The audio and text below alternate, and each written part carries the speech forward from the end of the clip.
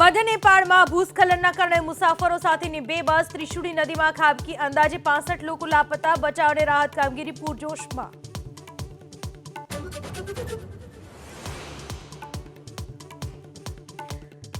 મુશળધાર વરસાદથી મુંબઈમાં જળબંબાકાર, અનેક રસ્તાઓ પાણીમાં ગરકાવ। હવામાન વિભાગે 48 કલાક માટે જાહેર કર્યું ઓરેન્જ એલર્ટ।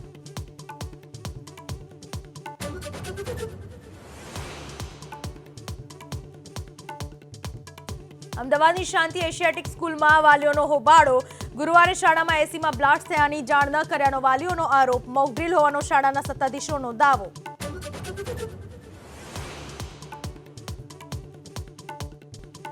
અમદાવાદના થલતેજમાં ક્રિકેટ સટ્ટાનો પર્દાફાશ। શ્રીલંકામાં રમાતી ક્રિકેટ લીગ પર સટ્ટા રમાડતા બુકી પ્રવીણ જૈન સહિત 9ની ધરપકડ। 1.5 કરોડનો મુદ્દામાલ જપ્ત।